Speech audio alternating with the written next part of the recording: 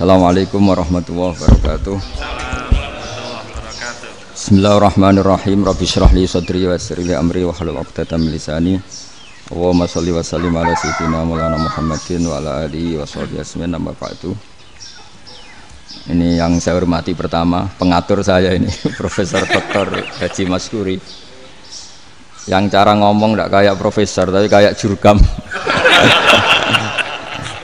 Jadi kalau ciri utama akademisi itu kalau ngomong itu teduh, datar, runtut, sehingga memaksa orang lain itu menerima karena runtutan logika yang terbangun. Ya, kalau ini ndak, pokoknya kasar gitu, pokoknya orang itu. Ini agak lazim, agak dalam dunia ilmu. Semua wakil rektor, semua yang hadir yang saya hormati, saya seperti yang dikatakan moderator Pak Sinten, Bapak Anwar, bahwa memang saya tidak boleh terikat sama yang di belakang ini karena ini kayak apa ya, ada satu madhab yang anak-anak Unisma semuanya harus tahu, teman-teman di Unisma, menjelaskan itu tidak lebih baik. Jadi karena seakan-akan belum melakukan. Indonesia itu dulu kedatangan Islam itu tidak pernah dipertentangkan antara Islam dan negara, sehingga diskusi itu sudah salah karena para wali itu tidak pernah mempertentangkan Islam dan keindonesiaan atau kebinekaan. Satu, bahwa para wali itu misinya dakwah, di mana-mana dakwah itu pasti ketemu yang berbeda, mulai beda agama, beda pilihan madhab, beda tradisi, beda kultur. Jadi itu tidak perlu dipertentangkan, tapi malah itu jadi lahan dakwah. Sehingga kita ini kalau diminta diskusi hubungan negara dan agama malah bingung, memangnya kenapa? Itu seperti dulu zaman P4, saya punya kawan di Jogja, teman saya nulis tafsir Profesor Zaini, itu pernah zaman Pak Erto disuruh sosialisasi P4 di Papua. Apa hubungan Pancasila dan UUD 45? Itu orang Papua jawab, hubungannya baik-baik saja Pak. Jadi yang unik itu ketika disuruh baca Pancasila, 1 Pancasila, 2 ketuhanan yang Maha Esa. Nah, akhirnya 6 kan? Kenapa Pancasila jadi 6? Yang unik itu ketika ditanya, ini saya melihat langsung di TV 7 itu, Indonesiaku itu, ada anak-anak kecil ditanya, bendera ini milik siapa? Bendera merah putih itu. Jawabannya apa? Milik sekolahan Pak. Karena memang milik sekolah. Itu yang tanya itu kaget. Milik sekolahan Pak. Nah, tentang tema ini mohon dibaca ini langsung start ya, langsung serius karena tadi sudah kayak jurkam tadi, ini yang langsung khas ilmuwan. Ini sebagai penghormatan saya pada Unisma, ini khas keilmuan. Imam Zuhri adalah gurunya Imam Malik. Ya, saya ulang lagi ya, Imam Zuhri adalah gurunya Imam Malik. Halaman 29. Ini langsung start saya baca halaman 29. Dan ini terutama yang para punggawa-punggawa ini. Saya baca ya. Ini teks tidak ada yang saya rubah, memang persis seperti ini. Bismillahirrahmanirrahim. Yaqulu Zuhri, ini gurunya Imam Malik. Fama futiha fil islami fathun qablahu kana a'zama minhu. Innama kanal qitalu haitsul taqon nasu. Falamma kanatil hudnatu wa wadu'atil harbu wa amana nasu ba'duhum ba'da wal taqaw fatafawadu fil hadits wal munazaah. Falam yaklim ahadun bil islami yaqilu syai'an illa dakhala fihi. Walaqad dakhalataini kasanaten mithlu man kana fil islam qabla dzalika au aktsar. Terus ini ngomongnya harus santai, nggak boleh provokatif.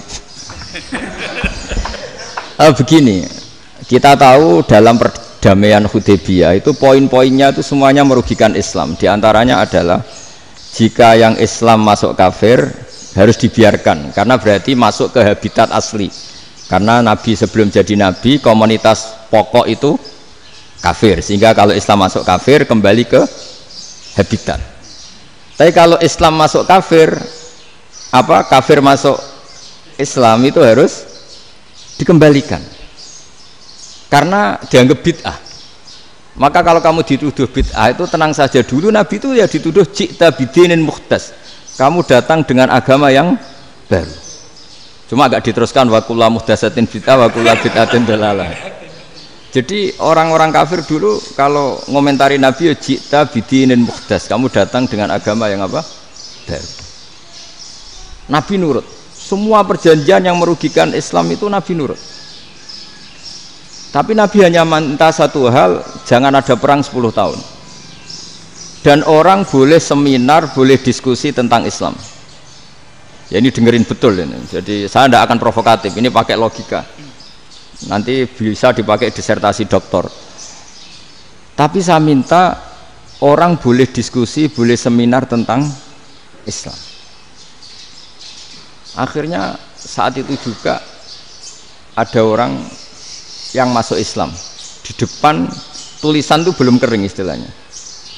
Datang ke situ namanya Abu Jandal bin Suhail bin Amr. Itu datang ke Nabi, ya Rasulullah saya ini mau masuk Islam. Kata orang-orang kafir, ini pertama Muhammad, kamu komitmen enggak sama perjanjian? Kalau kamu komitmen harus kamu kembalikan. Nabi bilang, ya Abu Jandal kamu kembali ke mereka, ke habitat mereka, yaitu menjadi kafir, di komunitas kafir maksudnya. Akhirnya nangis. Umar, Sayyidina Umar itu mendekati Abu Jandal, kemudian memberi isyarat supaya ngambil pedangnya. Jadi syaratnya wong ini baca ora wis. Maksudnya orang-orang kafir. Tapi Abu Jandal nggak mau. Singkat cerita akhirnya kembali ke komunitas kafir. Tapi yang dikatakan Imam Zuhri cara analisis ini nggak bisa pakai provokatif, harus pakai analisis. Innama kanal qitalu haitsul taqon nasu. Yang namanya perang itu menjadikan orang tidak berpikir jernih. Ini poin yang diambil oleh Rasulullah. Kalau dibahasakan Nabi curi kesempatan, masuk Nabi dikatakan mencuri, meskipun itu hanya bahasa ya. Tidak mungkin lah kita bahasakan seperti itu. Saya ulang lagi ya. Kenapa ada perang berkesinambungan sampai tahun ke-8 Hijriah? Mulai tahun kedua ada perang Badar sampai tahun 8 Hijriah itu perang terus. Nabi sama orang kafir perang terus. Akibatnya apa Pak Profesor? Namanya perang itu ya nggak kau bermikir. Pokoknya agar ketemu Islam perang, Islam ketemu kafir perang nggak kau bermikir. Padahal Islam itu bisa diterima oleh akal sehat, harus lewat diskusi, lewat pengamatan, lewat pemikiran, lewat pengendapan berpikir. Makanya Nabi tahu ini masalah besar. Kalau orang perang terus, itu gak kober mikir Islam, tidak sempat diskusi tentang Islam. Makanya Nabi hanya minta satu poin. Oke, perjanjian ini saya turutin semua, tapi saya minta orang kafir semuanya boleh mendiskusikan Islam, boleh seminar tentang Islam. Mereka bilang iya, pada pikiran mereka kan diskusi paling piye. Ternyata betul, ada diskusi. Terus temanya gini, kira-kira bener di Muhammad Abu Jahal. Terus Tuhan Muhammad sama Tuhan Abu Jahal itu keren mana? Diskusi. Tuhan Muhammad itu khaliqus samawati wal ardi, yang menciptakan langit bumi. Sebagaimana kampanyenya Muhammad. Ya mereka masih jangkar bilang Muhammad. Kalau Tuhan kita, ya berhala itu yang kita bikin, yang kadang rusak, yang kadang kudanan, terus lemutan, pokoknya terus diskusi. Kita kok bener pengirannya Muhammad. Terus Muhammad Abu Jahal. Mulai dhisik Muhammad itu ratau bodoh nih. Mulai dulu Muhammad tuh gak pernah bohong. Abu Jahal, waduh, wis bodoh nih ngongkonan. Wis ribet kan? Dan semua diskusi itu mengarah ke kebenaran Islam. Wah, akhirnya ngomong kafir sing tokoh-tokoh cara Jawa yo. Wah, semane jebule masalah ini kan. Artinya gini, kalau kita ingin Indonesia damai, sebenarnya yang untung itu Islam. Karena Tuhan yang menciptakan langit dan bumi tentu gak akan diperbandingkan atau akan dikalahkan oleh Tuhan yang lahirnya saja sudah di bumi. Misalnya kita menjual Tuhan Allah, siapa itu yang menciptakan langit bumi, yang ada sebelum langit bumi? Bandingkan dengan Tuhan yang lahirnya di bumi, ada tanggal lahirnya, ada aktenya, itu kan sudah ribet kan? Begitu juga kalau memperbandingkan tokoh. Muhammad itu siapa? Tokoh yang bisa menyatukan pan-Arabik, tokoh yang begini-begini, yang sayang istri, sayang keluarga. Dibandingkan dengan tokoh Abu Jahal, Abu Lahab yang corong jauh penggaweannya yang ngerugikan orang lain. Akhirnya orang itu mulai tertarik sama Islam. Makanya kata Az-Zuhri pakai bahasa dulu, falam yaklim ahadun bil Islam. Tapi kalau sekarang yang populer itu bahasa yatakallam. Sebenarnya yang benar itu bahasa kalima yaklimu kalaman, karena masdarnya itu kalam, berarti sulasi nopo mujarrad. Tapi di fiilnya itu mujarradnya enggak kelaku. Jadi di fiilnya takallama ya takallamu, tapi untuk masdarnya yang kelaku kalaman. Jadi ini agak unik, agak enggak lazim. Mestinya kan takallama ya takallamu takalluman, tapi di masdarnya kalam populer, tapi di fiilnya tidak populer. Saya teruskan ya. Ini penting sekali. Jadi menjual Islam, kalau boleh dibahasakan menjual, itu tetap enak dalam kondisi damai. Karena kalau kita perang, itu bawaannya kalau ketemu ya perang. Kalau ketemu perang, sehingga orang itu rakober diskusi loh. Saat benernya Islam sampai kafir itu bener di. Karena tidak kober diskusi, tidak sempat diskusi, orang yang milih yang kafir. Karena yang mayoritas yang kuat. Sementara Islam zaman itu lemah.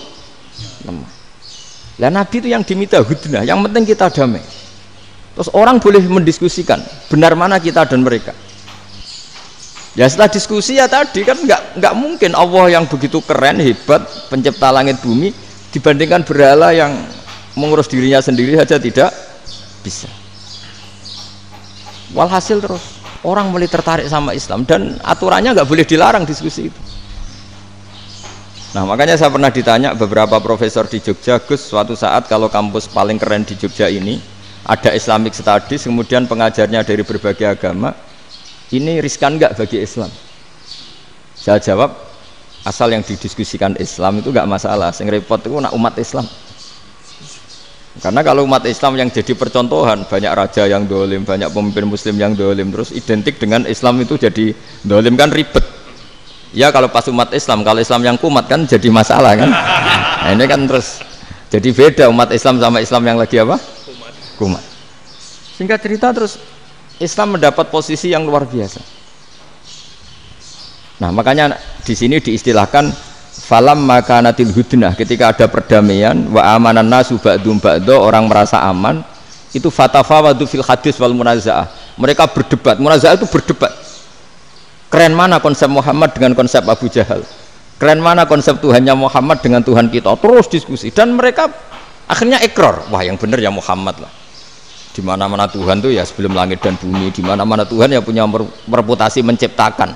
Masa Tuhan reputasinya diciptakan, kayak berhala dan sebagainya. Ibadah juga gitu. Ibadah wong kafir itu kalau tawaf itu telanjang, ibadah Muhammad santun pakai pakaian. Terus akhirnya mereka mulai tertarik Islam.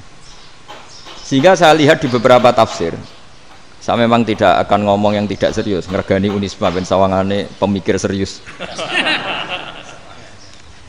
Di Quran itu sampai lihat di tafsir Tobari itu ada ayat bal naqzifu bil haqqi 'alal batil fayadmaghuhu fa idza huwa zahid. Qadzafa itu kalau di kamus tak lihat itu takallama bila dalilin. Qadzafa itu yes pokoknya sekenanya. Artinya gini, kebenaran Islam atau kebenaran hak itu kamu taruh sekenanya saja itu tetap menang. Apalagi kamu taruh secara teratur, kamu taruh sekenanya saja itu tetap menang. Sehingga di sini banyak sahabat yang hidup di Cina. Sekarang juga banyak orang alim yang milih hidup di Amerika, banyak orang alim yang milih hidup di Inggris.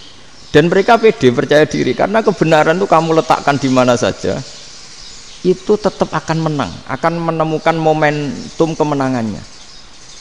Misalnya gini, contoh paling gampang.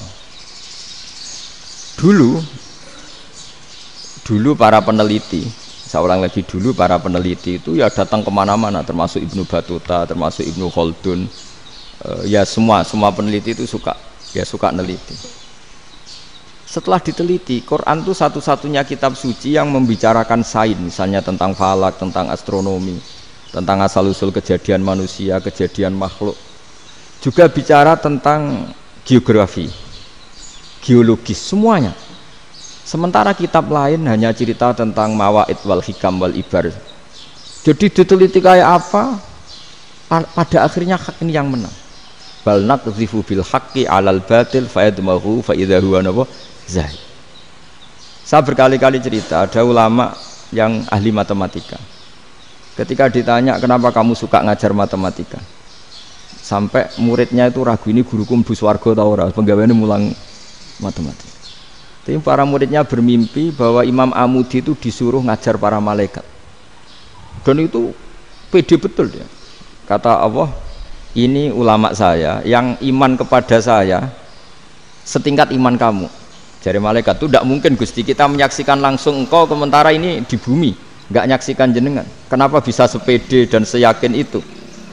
Akhirnya Imam Mudi disuruh ngajarin matematika. Jadi Anda kalau profesor itu nanti harus sempat ngajari malaikat, itu baru benar-benar profesor. Jadi nanti di akhirat ngajari siapa? Malaikat. Jadi ada seminar yang melibatkan banyak malaikat, narasumbernya itu seorang profesor. Itu ketika kenapa engkau begitu yakin kalau Allah itu Tuhan dan Allah itu Al-Wahidus Shomad.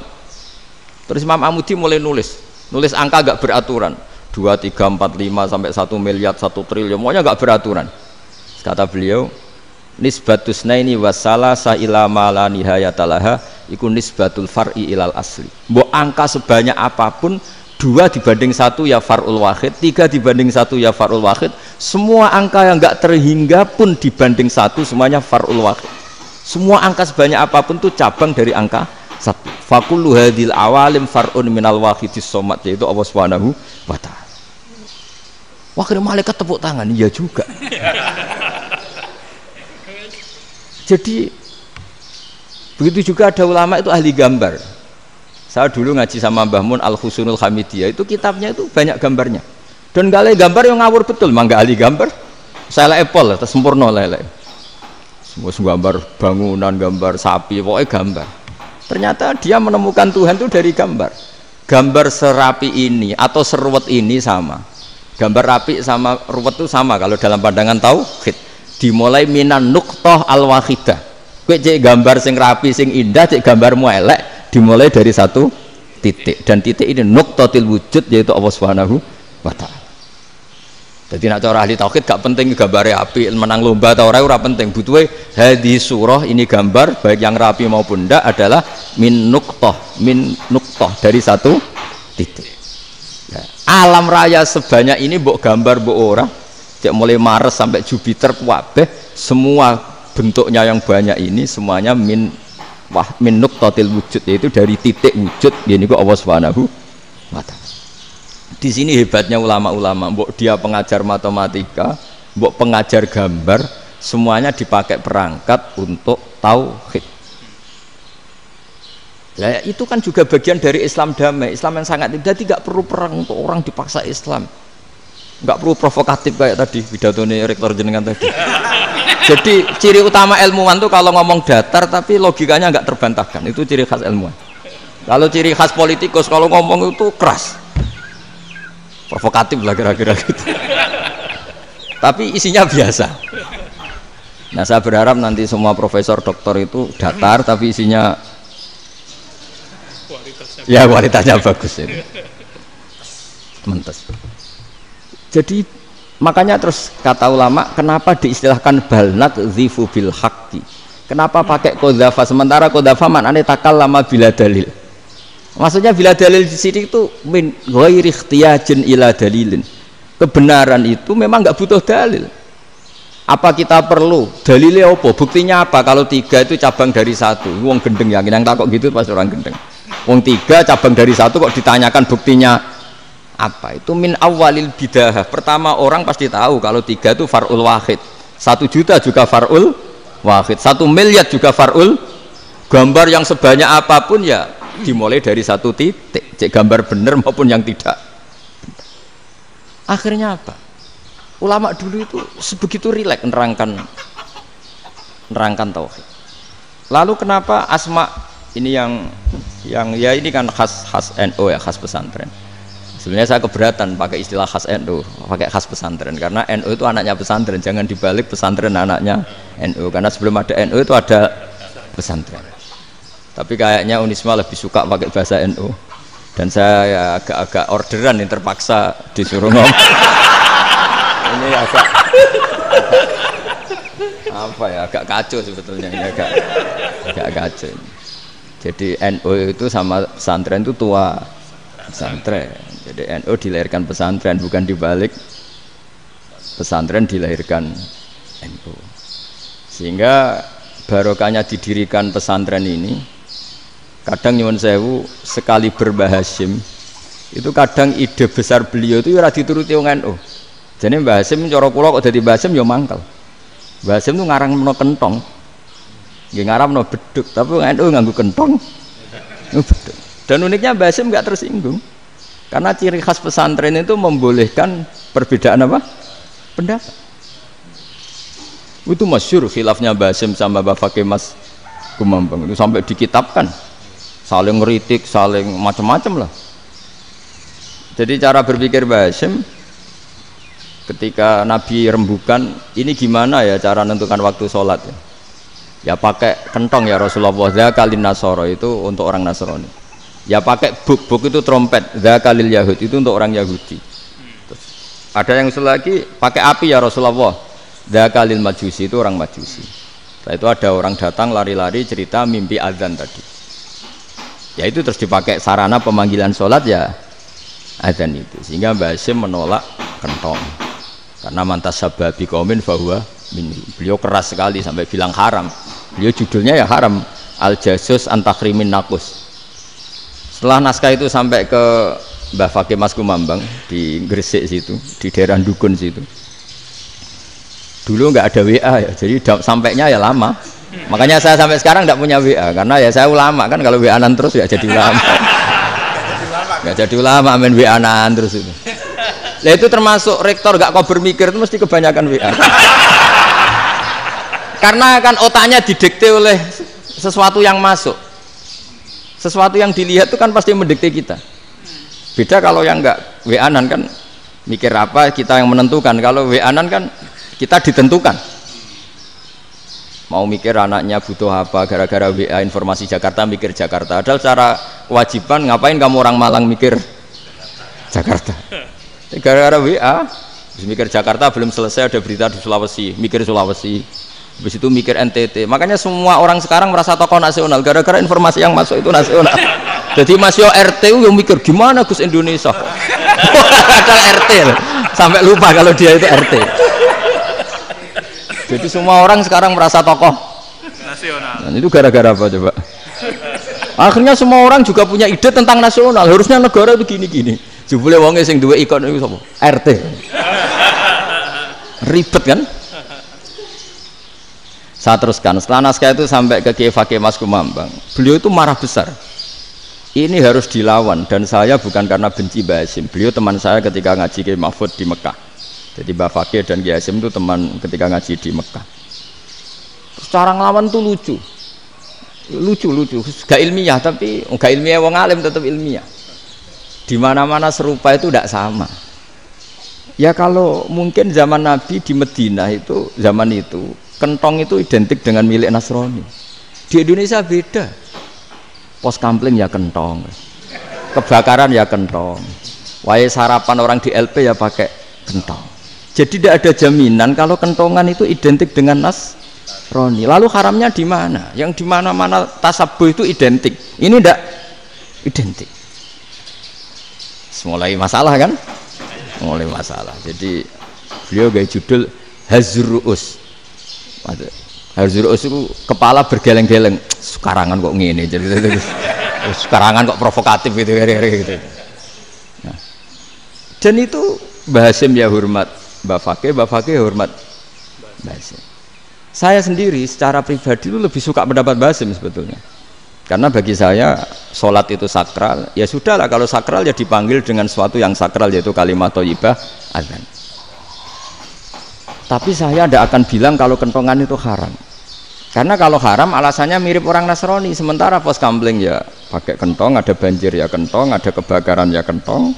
Jadi tidak identik untuk misa atau untuk sholat ala Nasrani. Tapi itu dulu ya rileks saja. Dua beliau itu ya saling menghormati, padahal saling kritik. Dan dulu ulama yang beda madhab itu ya saling menghormati. Imam Syafi'i itu kalau sholat di kawasan Masjid Abi Hanifah ya tidak kunut. Ketika ditanya kenapa kamu tidak kunut, sementara engkau berpendapat kunut itu sunat. Ikroman di hadal madhab. Saya sangat menghormati madhab. Imam Ahmad bin Hanbal itu berpendapat kalau orang pakai bekam, pakai iftisot atau hijamah itu batal sholatnya. Sementara Imam Syafi'i mengatakan tidak batal apa sholatnya atau wudunya tidak batal. Tapi Imam Ahmad itu ditanya, apa kamu makmum Syafi'i? Bagaimana mungkin saya tidak makmum sama wali kutub seperti Imam Syafi'i? Padahal menurut keyakinan Imam Ahmad ini sholatnya batal, ini habis ikhtijam udah wudu, tapi tetap saja beliau, karena perbedaan pendapat di furu' itu lazim. Ya orang boleh berdebat lah. Ketika Unisma datangkan saya, itu saking senengnya kiai, saking sombongnya sampai ngatur kiai, kan nggak pernah bisa diperdebatkan. Itu kan orang boleh debat kan? Itu saking angkuhnya apa saking senengnya kan nggak jelas kan? Kan dan orang boleh setuju pendapat saya, yaitu ngatur kiai itu haram. Setuju juga Pak Rektor, ekspresi mahabbah itu ya macam-macam. Dulu sahabat ya gitu, sahabat itu ada yang nggak kenal wajahnya Nabi sama sekali sampai akhir hayatnya. Ketika ditanya, lo kamu itu sahabat kok nggak tahu wajahnya Nabi? Saya tidak pernah berani memandang Nabi karena ijlalan Nabi, terlalu menghormati saya sehingga tidak berani memandang wajahnya. Ada sahabat yang penggawaannya dulu wajah Nabi sampai bisa nyifati alfiu faminunil hajib, sampai bisa nyifati detail karena dulu wajah Nabi itu ibadah. Ada seorang wali ditanya, kalau kamu di surga ingin nggak melihat Allah? Enggak. Loh, tapi semua orang ingin melihat Allah. Unazzihu dzalikal jamal an-nadhari misli. Ben gak elek-elek Allah tak delok terima aku. Wong ra jelas. Berarti kok delok pangeran. Banyak. Jadi justru tapi karena saking takzimnya. Enggak lah, mosok sak aku kok. Makanya saya berkali-kali cerita. Menurut kesepakatan ulama, soft awal itu paling baik. Tapi banyak juga wali yang kalau sholat itu di belakang. Koyok paling bener yang gue ngarep gitu. Lu bayangkan misalnya kamu semangat di soft awal nih masjid haram, jebule sholatnya salah. Itu dari malaikat gayane gue ngarep, jebule raro. Ini di sini wong, jebule bodoh gitu. Gayane gue ngarep, jebule. Coba orang kalau sowan Mbah Mun, yang berani di depan itu kan ya ketuanya atau jubirnya kan, yang merasa tidak pati pinter-pinter kan mesti di pojokan. Artinya sudut pandang seperti itu ya sah saja, apa? Sah saja. Makanya banyak sahabat yang jarang sowan Nabi, alasannya takut ganggu Nabi. Banyak yang sering sowan Nabi, alasannya seneng Nabi. Yang sowan ya seneng Nabi, yang nggak sowan alasannya seneng. Lu Nabi itu tokoh, punya keluarga, punya anak. Kalau saya sering sowan berarti sering ganggu. Yang sering sowan dia alasan ini khazanah kita harus istifadah. Jadi zaman dulu itu ya biasa, dua sahabat yang satu milih mahabbah itu milih sering sowan, yang satu juga mahabbah milih tidak sering. Karena pertanyaannya bisa dibalik kan, sering sowan apa sering ganggu coba. Nabi Abedar, assalamualaikum. Nabi nimang cucunya, assalamualaikum. Ayo bener yang sowan apa bener yang enggak kalau seperti itu. Akhirnya terus diatur sedemikian rupa oleh Quran. Walau annahum sabaru hatta takhruja ilaihim lakana khairal lahum. Jadi sahabat kalau mau sowan Nabi ya nunggu di sufah. Kalau Nabi keluar berarti milik publik, sekali masuk ke dalam tidak ada sahabat yang berani sowan. La tadkhulu buyutan nabi illa ayyudzana lakum. Kalau soal sampai masuk dalam harus nunggu dipanggil. Karena sekali Nabi masuk dalam itu milik privat keluarga, milik istrinya, milik cucunya, milik keluarganya. Jadi Nabi sekali keluar ke ruang itu berarti milik publik. Itu terus jalan tengah. Karena kalau langsung masuk, bayangkan saya itu sering menyaksikan. Mbah Mun habis ngaji 2,5 jam ngaji Jalalain, baru masuk, assalamualaikum. Padahal yai mungkin mau ke kamar mandi, mau ini itu. Jadi dulu itu Quran sangat modern. Sebelum ada dokter ngatur tamu, rektor ngatur tamu itu Islam sudah modern. Dia kan nggak fair kan? Misalnya saya ke Unisma harus janjian pakai ini, terus kalau misalnya kesini selonang-selonang kan lucu kan, mentang-mentang kiai terus juga sowan-sowanan selonang-selonang. Padahal kalau kita mau ke mereka pakai protokol. Sering tidak fair dunia ini, tapi karena aku kiai ra oleh gelo ya sudah. Akhirnya saya memutuskan gak gampang kemana-mana karena itu. Saya sering didatangi ajudannya menteri, Gus mau ada tamu dari Jakarta tanggal ini, mesti saya bilang, mereka milih tanggal yang mereka kosong, kok tidak mikir apa saya pas itu kosong. Tak jawab enggak lah, sebelum diatur bahasanya dan tawaduknya gitu. Akhirnya dibalik, datang lagi, Gus jam dengan kosong apa kita menyesuaikan. Lah itu lagi dia akhlak kata saya. Itu baru punya akhlak kata saya. Bukan masalah ini, bukan masalah gengsi ya. Saya sendiri itu dolan ke alumni itu jarang, karena ya takut. Kiai kan yang nganggur, jam 9 nganggur, jam 10 nganggur. Bisa saja alumni itu kerja di pabrik, bisa saja yang latihan ekonomi di pasar. Sehingga kalau saya datang jam 9, iki kiai sing nilai santri ini, apa kiai sing ganggu santri. Nah karena orang ini melakukan rutin, gak kok berpikir, pokoknya ngono jenenge silaturahim. Mau nyerah kok berpikir, padahal kalau diangen-angen ini kiai yang nilai santri ini, apa kiai yang ganggu santri ini karena datang di jam kerja. Nah, bayangkan kalau kebenaran dulu itu dikawal oleh satu peradaban perang. Jadi Nabi sesuai diangen-angen mbek Nabi. Perang Badar menang Nabi, perang Uhud menang wong kafir, perang ini gonta-ganti. Apapun itu yang penting satu kesimpulannya, cara Rasulullah kesimpulannya satu. Orang tidak kober mikir kebenaran secara mengendapkan pikiran dengan pikiran jernih. Maka hebatnya Nabi ketika perjanjian, pokoknya saya minta nggak ada perang. Dan orang boleh mendiskusikan Islam. Itu luar biasa idenya Nabi. Karena bawaan perang itu orang kan nggak kok bermikir. Ibarat seorang misalnya seneng satu perempuan, ketemu rivalnya langsung perang kan nggak mikir. Tapi kalau kau bermikir, dia ngenangen cawe wedok iku ora seneng aku. Untungnya apa untuk wong ayu ora seneng, malah mau loro hati. Terus sudahlah, buruan dialihkan kemana kan gitu. Itu nak mau amen WA-an tukaran lewat SMS atau tarung langsung ora kau bermikir. Tapi kalau kau bermikir, akhirnya berpikir nih. Perempuan tadi sebenarnya yang disenangi siapa? Oke, ternyata senang Pak Rektor. Sudah kita ngalah. Karena tidak ada nikmatnya kan menikahi perempuan yang sama sekali tidak mencintai kita. Tapi kalau nak kau berpikir pokoknya diprovokasi, wah kue kalah mbek A, kue kalah mbek B. Pikirannya kan, ojo sampai kalah. Bareng wis menang ternyata ada mas. Lah. Nah bayangkan Islam itu seperti itu dulu, dipertarungkan. Luang Islam itu dinu aklin, agama yang diterima dengan akal sehat. Tapi sekarang ukurannya perang. Yang menang berarti benar, yang menang benar. Kan terus jadi repot. Itu Nabi tidak ingin, makanya Nabi ingin sudahlah, nggak ada perang.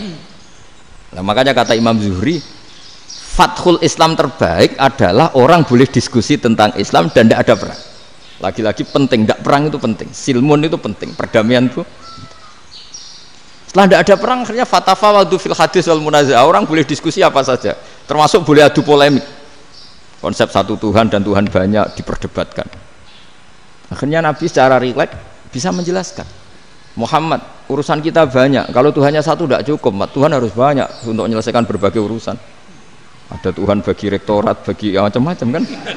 Ada Tuhan untuk ngurusi utang, ngurusi BPKB, macam-macam. Terus kata Rasulullah, enak saja Nabi jawabnya. Ya kalau kamu punya majikan banyak, perintahnya beda-beda, kamu mangkel enggak, bingung enggak? Ya susah mat. Kalau majikannya banyak, perintahnya beda-beda, kita jadi repot. Seneng mana? Seneng majikan satu. Ya sudah, Tuhanmu itu majikan kamu. Kalau Tuhannya banyak, perintahnya macam-macam, kamu yang repot. Akhirnya sudah mat, Tuhannya satu aja. Nah, itu ya barokahnya diskusi tadi, barokahnya enggak perang. Daraballahu mathalan rajulan fihi syuraka'u mutasyakisuna wa rajulan salamal lirajul hal yastawiyani masalah. Terus alhamdulillah. Jadi orang yang paling kafir pun saat itu taslim. Nah, ini kembali ke kalimat la ilaha illallah. Saya tidak perlu provokatif, pasti teori saya itu benar. Bukan saya bilang benar itu karena sombong, enggak. Ini sesuai teks. Misalnya begini, benar enggak kelompok takfiri yang suka ngafirkan orang lain? Itu pasti tidak benar. Logikanya gampang. Orang yang kafir 70 tahun saja dengan melafadzkan la ilaha illallah menjadi muslim. Masa dengan kalimat yang sama yang muslim menjadi kafir? Itu logikanya kan enggak ketemu. Orang kafir 70 tahun untuk menjadi muslim disuruh baca apa? La ilaha illallah. Tapi gara-gara baca la ilaha illallah nyekel patok jadi kafir. Pertanyaannya, loh ini kalimat apa? Kalimat untuk mengkafirkan apa kalimat untuk mengislamkan? Karena yang kafir dengan kalimat itu menjadi Islam, ternyata yang Islam dengan kalimat itu menjadi kafir. Itu ketemu enggak cara logika itu kan enggak ketemu kan? Makanya cara pikirannya Abul Hasan Asyadzili, dan saya setuju pikiran itu. Istighfar ini boleh orang Jawa Timur protes karena kadang beda manhaj, tapi jangan protes saya, protes Abul Hasan Asyadzili kualat mesti sampean. Ketua Torekoh napa? Sadziliyah. Cara madzhab Sadzili, dan Anda boleh berbeda madzhab, mencari khasnya wong kampus wani beda. Beda kapasitas lah, pokoknya butuhnya beda. Dan ketok pinter, ketok kritis tuh. Cara madzhab Abdul Hasan Asadili itu gini Pak Rektor. Jadi istighfar itu baik. Tapi ba'da kamali tauhid, setelah tauhidnya itu benar. Alasan beliau masuk akal. Ketika ada ayat fa'alam annahu la ilaha illallah wastaghfir li dzambik. Bihadil kalimah. Jadi orang boleh istighfar itu setelah tauhidnya benar. Alasannya Abdul Hasan Asadili begini. Qul lil ladzina kafaru iyantahu yughfar lahum ma qad salaf. Katakan kepada mereka yang kafir, sekali mereka tidak kafir, maka otomatis dosanya masa lalu diampuni. Pertanyaannya, yang bisa menghentikan kekafiran itu kalimat apa? La ilaha illallah. Dengan hanya melafadzkan la ilaha illallah Muhammadur Rasulullah langsung yughfar lahum ma qad salaf, langsung dosanya diampuni. Berarti yang menjadi pengampun dosa lah, penyebab pengampunan itu apa? La ilaha illallah. Itu bahkan orang kafir belum istighfar. Di ayat itu kan Allah gak mensyaratkan setelah la ilaha illallah istighfar baru diampuni, enggak. Asal la ilaha illallah langsung yughfar lahum ma qad salaf. Saya ulang lagi ya, jelas ya. Jadi qul lil ladzina kafaru iyantahu yughfar lahum ma qad. Nah, sekarang iyantahu, mereka berhenti dari kafirnya. Syaratnya pakai apa? La ilaha illallah Muhammadur, itu langsung yughfar lahum ma qad. Artinya apa? Ghufranullah itu bisa didapat hanya dengan mujarrodut tauhid, yaitu hanya dengan melafadzkan kalimat thayyibah. Dan sahnya istighfar juga berdasar kalimat thayyibah itu. Misalnya gini, orang kafir sebelum Islam melafadzkan astaghfirullah, astaghfirullah, astaghfirullah, kira-kira diterima enggak? Enggak kan? Karena syaratnya istighfar ba'dat tauhid. Nah, makanya dalam madzhab Sadili istighfar itu setelah la ilaha illallah. Karena cara pandang ya seperti itu. Jadi fa'alam annahu la ilaha illallah wastaghfir li dzambi.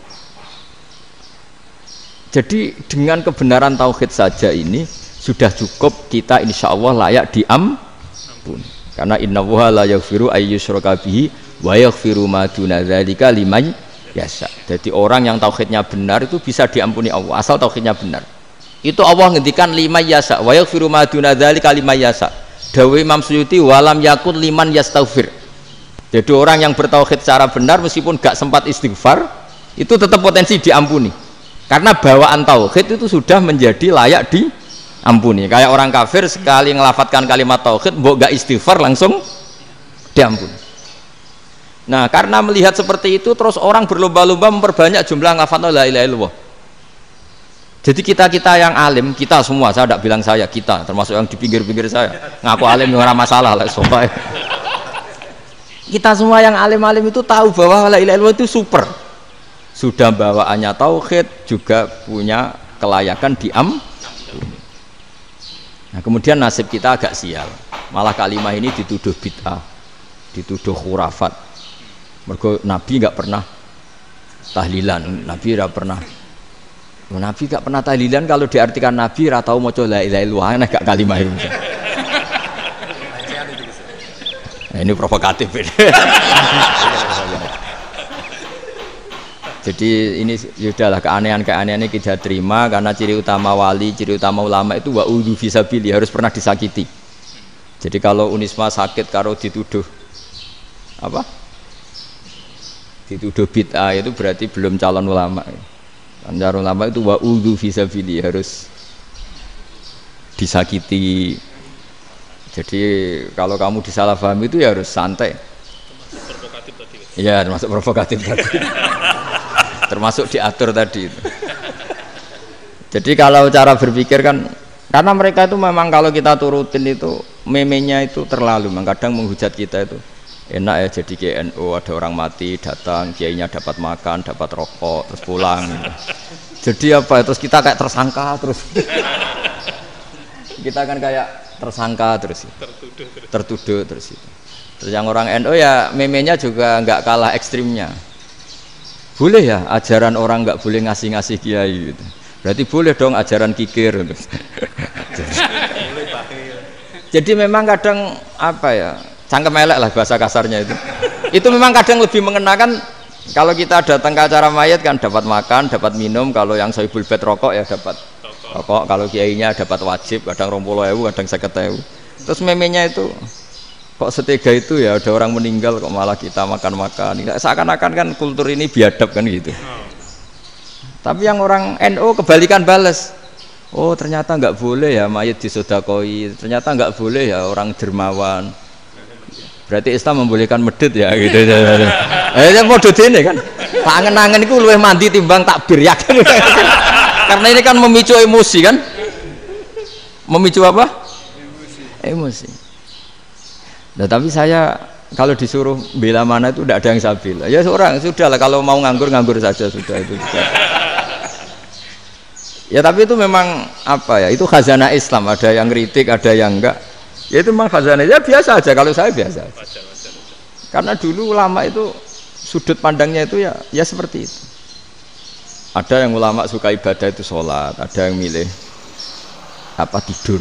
Sampai Imam Ghazali bilang suatu saat ibadah terbaik di zaman akhir itu tidur kan. Sholat saja kalah sama tidur kan. Tapi itu loh ya, yang wajib tetap loh, terus kamu gak sholat wajib. Begini beliau mencontohkan itu. Ada orang sholat tahajud terus obsesinya itu ingin hajatnya terkabulkan. Sementara yang tidur obsesinya nikmati rahmatnya Allah, boleh tidur, bisa tidur. Kata Imam Ghazali, timbang kita tahajud terus nuntut pangeran aduk turu katanya. Mergo engko dia akibat terus setan memberi bisikan, "Lho nyatanya kamu tahajud ya gak terkabul." Berarti cerita bahwa Nabi ngendikan kalau doa tahajud mustajab enggak. Daripada ngono ki aduk turu ora tau ndonga Imam Ghazali. Timbang abri-abri Islam timbang elek-elekin apa? Islam. Jadi ulama itu mulai dulu itu sudah berpikir. Banyak orang menjadikan tahajud, sholat malam itu media untuk hajatnya. Dan kalau nggak kesampaian ini mutung. Nyalahkan kiainya ijazah ramandi. Macam. Daripada ngono ora usah apa? Tahajud turu. Dan jenis kayak ini tuh banyak. Makanya ulama kayak saya itu saya naik dewi itu ya jarak. Saya sering didolani muhibbin terus bilang, "Gus saya doakan gini-gini, saya mau nyalon bupati atau saya gini." Saya bilang, "Gak waduh orang dongo, nak ramandi darani ulama dongane ramandi. Nak mandi kamu jadi bupati tetap nganggep karena beli. Sopo sing raro bupati saya gak beli. Ribet kan? Ketika mereka jadi ngunsurkan doa kamu apa karena kemarin beli? Yang beli maksudnya nggak beli nggak usah tersinggung. Jadi ribet ngadepin. Nggak artinya gini loh, boyo doa itu jangan dipakai begitu loh. Kalau minta nasihat, tak nasihati jadi bupati yang baik, gubernur yang. Kalau minta doa itu resikonya. Akhirnya gigi kalau diminta doa ya doa, sebenarnya diisinya itu nggak doa kemenangan. Itu mas selamat gitu. Karena ribet. Makanya Islam itu doa itu setelah iman. Aturan iman benar baru doa. Aturan iman benar termasuk Allah itu yaf'alu ma yasha, boleh melakukan yang dikehendaki. Allah nggak boleh terdikte oleh doa kita, nggak boleh. Ya saya ulang lagi ya, madzhab Hasan Asyadzili ini khas kita. Jadi la ilaha illallah itu didahulukan sebelum istighfar. Tapi kebalikannya madzhab Imam Sanusi itu dibalik. La ilaha illallah itu kalimat yang sakral. Karena yang sakral dibutuhkan muqaddimah, yaitu yang melafadzkan harus yang sudah bersih, yang sudah steril baru melafadzkan la ilaha illallah. Maka dalam madzhab Sanusiyah istighfar dulu baru la ilaha illallah. Nah, cara madzhab Abul Hasan Asyadzili kebalikan, istighfar itu sah setelah sahnya tauhid. Kamu ikut mana tuh? Asyadzili apa Sanusiyah? Alhamdulillah sama-sama tidak paham ya sudah. Akhirnya sudah. Ya saya nggak kemana-mana kan gitu. Jadi apa ya? Terus ini saya teruskan, ini biar khas pesantren atau khas NU lah, kalau bahasa Pak Rektor khas NU. Ini Ben sampean tahu beberapa perbedaan itu lazim. Halaman 24 ya, halaman 24 sama 25 tak baca, ini masih orisinil. An Sufyan bin Uyainah, ini juga gurunya Imam Syafi'i. Kata Sufyan bin Uyainah, beliau cerita, kana Isa wa Yahya alaihi masalam ya'tiyanil qaryah fayas'alu Isa an syirari ahliha wa yas'alu Yahya an khiyari ahliha. Jadi Nabi Isa dan Nabi Yahya itu satu generasi, sama-sama masih muda. Kalau di satu kampung yang Nabi Yahya tanya, ini keluarga terbaik siapa? Saya mau nginap di situ karena kumpul orang baik itu nyaman. Kalau Nabi Isa kebalikan, keluarga terburuk mana ya, saya tak di situ. Nah terus Akhirnya faqala lahu Yahya, lima tanzilu ala syirarin nas. Kenapa kalau kamu bermalam kok malah kumpul orang-orang yang nakal? Innama ana tabibun udawil mardo. Saya ini nabi ibarat dokter. Di mana-mana dokter yang ngumpuli yang sakit, ngobati yang sakit. Makanya di NU itu ya banyak Ki Jazab mengumpuli yang nakal-nakal. Nak tepak yang ngentas yang nakal, nak ora tepak ya katut. Ini adu nyali lah sudah gitu. Tapi itu ada ilmunya, yaitu niru Nabi siapa? Isa. Kalau kamu dokter penelitian tuh cari daerah yang banyak pandemi apa yang bersih? Yang banyak pandemi, karena yang namanya penelitian ya di situ kan. Kalau kamu dakwah ngentas kemiskinan, ke daerah miskin apa daerah kaya? Nah, sama kalau ngentas kefasikan, ke daerah fasik apa daerah orang soleh? Fasik. Ya, tapi itu Nabi Isa. Nah, kalau kamu tidak Nabi kan potensinya kan itu. Tapi setidaknya bahwa kita sering disalahkan karena punya beberapa tokoh yang ngancani fasik-fasik, itu sebenarnya ada dalilnya, yaitu Nabi siapa? Isa. Nah, terus masalah tegas dan lunak. Ketika ada mahasiswa misalnya pacaran, boncengan lanang dan perempuan, itu pilihan kita apa? Kalau tegas, terus gak mau mendengar kita. Misalnya gini, contoh gampang, tak beri contoh Pak D. Jangan orang tua, nanti secara fikih itu beda. Nah, ini kan kita orang pesantren, nah, biasa ngaji fikih detail. Kamu Pak D seorang perempuan, mahasiswi misalnya, sering pacaran. Setiap ke situ sama pacarnya kamu diam saja. Padahal kamu dosen keislaman. Mesti pawanaan kamu nyimpulkan, ternyata pacaran itu tidak apa-apa. Buktinya Pak D itu tidak negur, menengai. Ini berarti as-sukut alal mungkar. Tapi kebalikannya, Pak D ini terkenal keras. Nak rono mesti radaku ponaan. Akhirnya yura rono. Mesti ngerti nak mesti diamuk. Nah, dua orang ini sama-sama gagal kan? Yang lunak menjadikan ponakannya pacaran terus karena enggak negur sehingga dikira membolehkan. Sing keras juga enggak sempat bina wong rono era wani. Akhirnya dua orang ini sama-sama enggak ketemu, sama-sama enggak berkesempatan membina kan? Gagal membina kan? Karena yang keras ponakannya enggak pernah situ, berarti enggak bisa bina kan? Yang lunak membiarkan berarti juga ada bina. Nah, Islam itu antara dua itu. Ya agak terlalu lunak, enggak terlalu keras. Karena kalau terlalu keras, misalnya ada kiai terlalu keras, lu masyarakat mau tanya itu gimana? Lari kan? Lu saya ini punya pengalaman pribadi. Saya ini kan kecelok orang alim.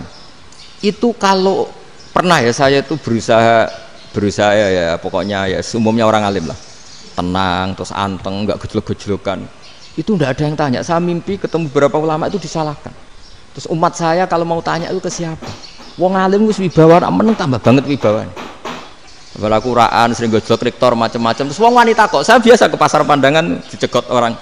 Gus, putri saya itu sering keluar darah tapi melebihi batas haid gini-gini. Kalau badhe sowan jenengan, gak usah sowan ning kene mbek ngadeg-ngadegan. Terus tanya, yang haid berapa hari, Gus?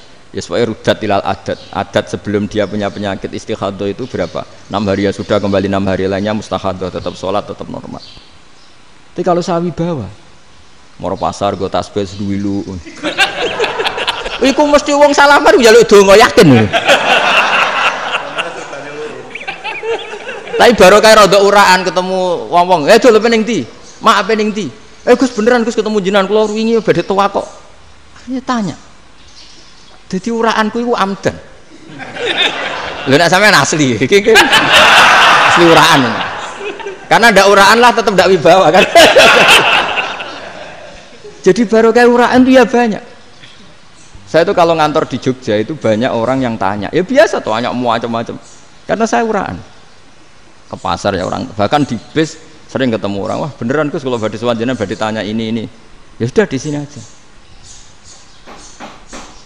Jadi semua itu diilmoni. Nah, Nabi itu punya sisi yang dua-duanya jalan. Memang beliau luar biasa, dipilih Allah yang luar biasa. Nabi ketika wibawa itu banyak sahabat yang bahkan mengenali wajahnya aja tidak bisa. Ka'anna ala ru'usihim at-thair. Bayangannya seakan-akan di kepalanya itu ada burung yang takut terbang, saking antengnya. Tapi Nabi sekali mengeluarkan job, sekali santai, itu sahabat tanya itu sampai yang nggak pantas ditanyakan. Nabi saat tadi kumpul istri saya, tapi tidak inzal itu wajib mandi ndak. Aro'aita law anna ahadana ya'ti imra'atahu wa lam yunzil. Itu ya ditanyakan. Nabi mun kumpul e mboten saged inzal sepundi. Guys metu lagi. Terus ya ada yang tanya macam-macam. Ya saking ada sahabat dipanggil Nabi tambah lari, dipanggil lagi tambah lari. Panjenengan nyeluk, oh pas kula kumpul bojo kula. Lah kula kuwatir jenengan orang suci, saya belum mandi, makanya saya lari. Nabi ngendikan innamal mukmin thahir, ya nak masalah ketemu kiai ra apa-apa ijek junub. Sementing kok nak salat ya adus sik. Tapi Nabi sekali pakai madzahirul jalal, tapi pakai wibawanya, itu orang nggak berani ngomong. Tapi sekali Nabi rileks, itu orang bisa tanya apa saja, termasuk halal yang nggak pantas. Ya, ada sahabat itu tanya lucu, tanya Maimunah. Maimunah itu ya cantik tapi sudah agak tua lah. Maimunah, ya umal mukminin, hukumnya ngambung bojo pas Ramadan itu. Wah gak roh aku, gak tahu diambung kan Nabi pas Ramadan. Tanya Saudah, wah malah orang arah diambung kalau Saudah itu kan istuwa itu. Lucunya istrinya jawab, tanya Aisyah yang mungkin Nabi, iya yang mungkin tanya Aisyah. Itu yang usul ya istrinya Nabi Maimunah. Selalu Aisyah, tanya be Aisyah. Ya Amirul ya umal mukminin gini-gini. Wah Aisyah yang cantik masih perawan kan. Qabbalani Rasulullah bahwa oh Nabi biasa ngambung-ngambung pas Ramadan dan beliau tetap puasa. Akhirnya fakih ngarang kan wa takbil fi Ramadan wa tublah la tubtilu shauma ngambung ora. Iku ya udah biasa di sini. Ya nasi bojone ayu. Ndak ini artinya seasik itu. Jadi garwane Nabi sing ngrasa rodok tuwa. Wah, aku ora tahu. Kok Aisyah. Serilek itu dulu itu. Maksudnya orang Islam pertentangan itu. Maksudnya ini ya balik semua ini bedanya orang pesantren sama orang kampus. Kalau orang kampus mau cerita agama itu rahmatan lil alamin, tapi nyontokno rileke ora iso. Agama itu rilek, tapi nyontokno rileke ora iso. Mergo ya rapati ngaji. Contohnya ora iso, dadi mau gawe kaidah kok Islam itu rahmatan. Jadi Nabi itu lah, Allah juga gitu. Allah itu kalau sudah memperlihatkan madzahirul jalal, itu mbok malaikat Jibril rawani. Ketika Allah dengan madzahirul jalal. Tapi kalau Allah dengan madzahirul jamal, madzahirul apa? Jamal. Iku ya gojol-gojol kan sampai makhluk gojol. Ya buli-bulian cara sakniki. Ya sampean delok ning hadis syafaat itu, akhiru man dakhalal jannah atau akhiru man kharaja minan nar itu di beberapa judul. Ada seorang rojul yang ahli neraka ya, dintas mbek pangeran terus ditudono swarga. Gusti, swarga ngiler tok ora wong wayu ora wis ngiler tok. Ngger njaluk Gusti mosok roh tok ora oleh mlebu. Jarimu asal mlebu metu kon neraka ora njaluk-njaluk meneh. Sumpah lho ya, gak njaluk apa-apa meneh. Mboten Gusti. Sekali saya keluar dari neraka ndak akan minta apa-apa lagi. Wis. Wallahi, wallahi. La as'alu ghairaha. Mesti ghaira khoslah, ghaira tilkal khoslah. Ya niku pokoke selain keluar dari neraka saya ndak akan minta lagi. Didono swarga wong do kelon seruwibet kan. Sing bojone elek kan dendam dadi ning swarga iku. Swarga iku wis macam-macam. Gusti mosok roh tok ora oleh mlebu. Jarine janji ra njaluk meneh. Akhire ya wis didelokno neraka. Jadi pangeran jawabe gampang didelokno neraka. Roh neraka begitu menyakitkan, begitu ngeri. Sudah Gusti saya tidak minta surga, sementing nggak masuk neraka. Rabbana srif anna adzaba jahannam. Setelah lama itu dihadapno swarga njuk mlebu swarga, terus dihadapno neraka. Akhirnya ya sudah. Saiki mlebu swarga gak apa-apa. Iku jawabe lucu. Atas tazyub jenengan ngenyek kula. Wong karuan ra ahli swarga kok mlebu swarga. Terus akhirnya mlebu swarga, kan mlebu swarga tamanna, sangen-angen sing mbok jaluk apa? Barang angen-angen yang indah-indah, laka wa asratu amsal. Ya iku tak turuti wa asratu amsalih lan lipatan kesuwen. Jawabe wong lanang ya lucu. Atas taziubi wa anta rabbul alamin. Jenengan pangeran kok ngenyekan. Maksudnya wis karuan aku ora pantes. Terus jare pangeran, la astaziubika walakinni alama asya'u qadir. Aku gak ngenyek kowe, pancen aku pangeran. Nuruti kowe iku iso. Jadi Allah sendiri ketika dengan madzahirul jamal itu malaikat ya ono sing wani bantah. Masyhur itu kan malaikat sing bantah pangeran atas alufia mayusidu fiya wasfikut. Karena Allah dengan madzahirul jamal. Sing paling masyhur Nabi Musa. Nabi Musa itu ketika Nabi Mi'raj. Nabi Mi'raj itu beliau kira-kira di langit keempat lah yang masyhur atau kelima. Ngelangkai. Nabi Musa nangis, "Ya Rabbi ini apa-apaan? Orang sing ja'a ba'di kemudian melangkai makom saya ini apa-apaan?" Dan Nabi Muhammad kan apapun hebatnya kan junior. Kok melangkahi makom saya ini apa-apa? Enggak fair. Sampai Nabi Muhammad itu tanya gini sama Jibril, reaksi Allah gimana ketika melihat Musa seperti itu? Jawab malaikat Jibril lucu. Ya roh khiddatahu, Allah sapal gayane Musa. Biar.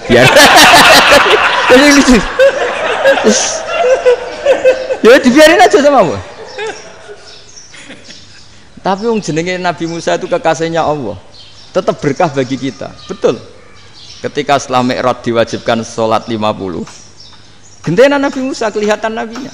Sebenarnya Nabi Musa itu sebetulnya loh, gak nguntungkan kita sebetulnya. Tapi yang nguntungkan, sebenarnya ndak niat nguntungkan kita, tapi nguntungkan.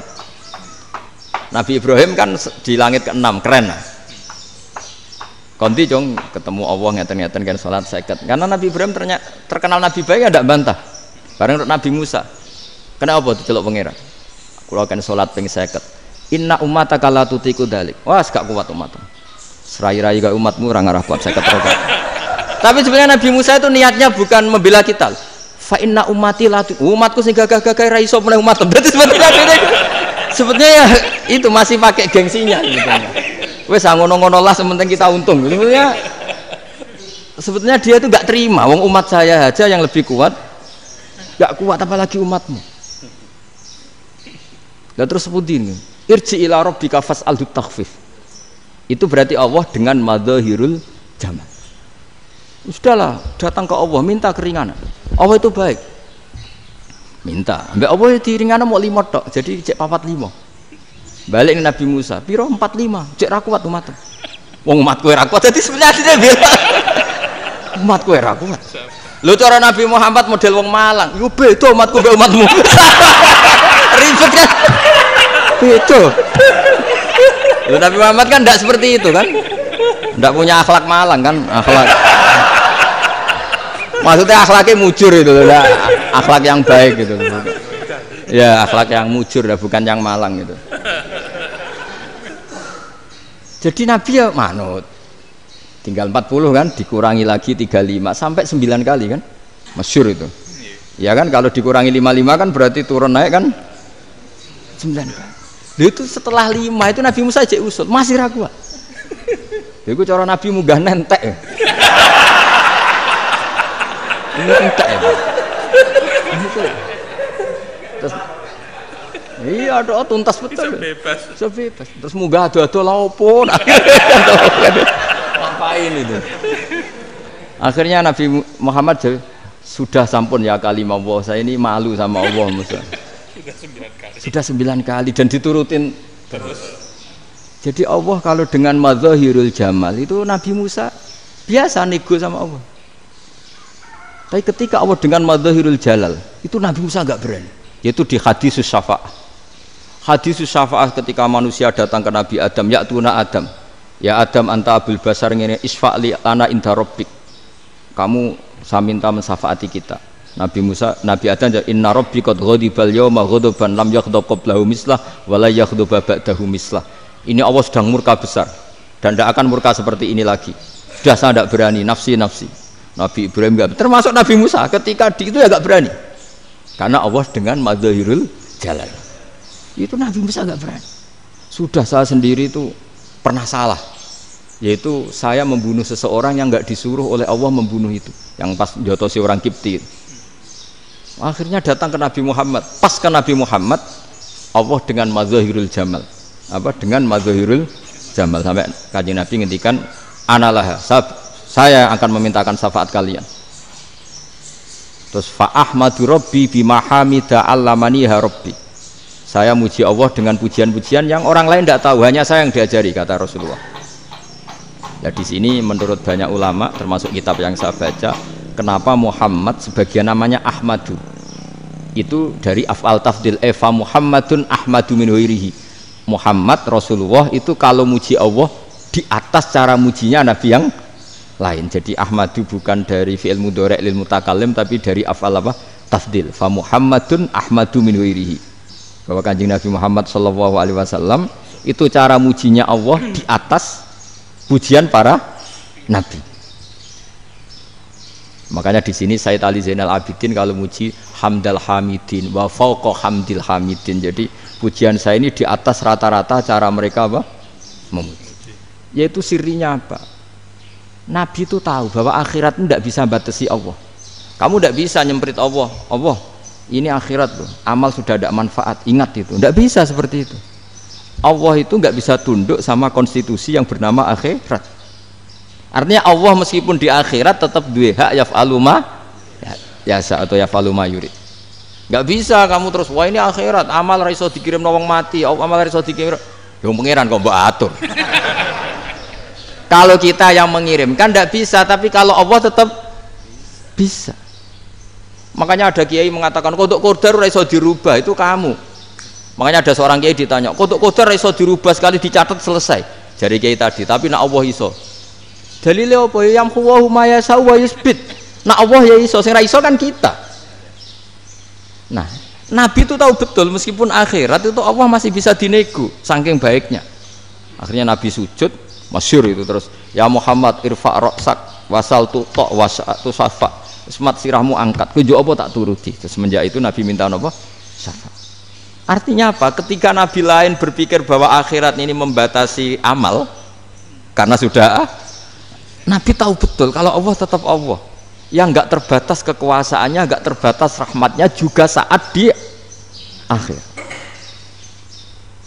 Makanya disebut fa Muhammadun Ahmadu min ghairihi. Makanya wa mubasyiran bi rasuli ya'ti mim ba'di ismuhu Ahmad. Jadi makanya terus banyak GNU sing macam-macam lah. Ono sing potongane wedi terus hati-hati. Niku berarti makome Madhahirul Jalal. Ono sing amen guyon nek makome Madhahirul Jamal. Ono sing ra jelas ngene iki, sing ra jelas. Nak guyu buanter kok nak nangis yo buanter. Jebule urusan utang. Lah ini sudah yang udah. Jadi makanya yang rileks saja. Sebenarnya agama ini santai, rileks karena agama ini harus bifarohin wasururin.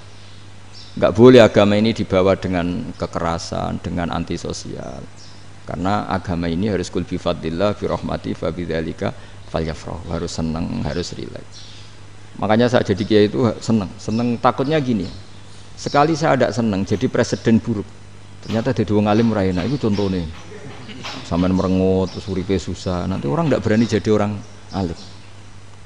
Makanya saya akan buktikan bahwa saya lebih bahagia dibanding rektor. Nanti orang yang jadi rektor semua ingin jadi orang alim. Saya pernah ketemu sekian rektor di Jogja tanya, Gus, kenapa jenengan bela-belain pesantren sampai segitu? Kan keren kampus NU, sekarang ada Unisma, ada NU Jogja, ada NU Jepara gini. Tak bilangin gini, sampai rektornya itu istighfar. Gitu. Saya bilangin gini, ini sekaligus tak kasih tahu ini rektor Unisma ini. Tak bilangin gini, andai kan tidak ada kiai kayak saya itu Islam bisa tutup. Kok bisa Gus? Misalnya ada perempuan haid faqal adat. Itu kalau untuk tahu hukumnya haid daftar dulu ke Unisma. Daftar dulu kan? Setelah daftar nunggu pelajaran haid. Baru tahu haid setelah 3 tahun dari masalahnya gitu. Tapi baru kayak kiai ketemu saya di jalan, Gus anak kula nu haid ngeten-ngeten mboten normal hukumnya piye? Oh hukumnya ngene dibalekno ning adat. Ora usah registrasi, ora usah daftar. Jadi ya harus ada istighfarnya lah. Unisma juga harus istighfar, semuanya harus istighfar. Karena ada sisi yang nggak mewakili kebutuhan Islam. Tapi saya sebagai kiai juga istighfar. Karena fakta hukum mengatakan yang boleh jadi KUA yang jabat, yang boleh kemenak yang punya gelar. Dan ini yang mengawal Islam secara undang-undang karena mereka yang bikin. Nah, karena kiai tidak punya gelar tidak bisa jabat di situ. Saya juga istighfar. Jadi tidak sampai untuk yang istighfar. Karena yang kebutuhan ini terwakili yang punya gelar. Tapi yang punya gelar juga harus istighfar tadi. Mosok kepen roh hukum haid ngenteni kuliah se. Ngentek itu aja nanti nunggu guru yang pas mata pelajaran itu. Ya, terus kapan dekne salate wong jawabannya belum ketemu. Tapi baru kayak saya kan ketemu di jalan tanya. Terus saya sering ketemu. Gus saya ini bapak angkat.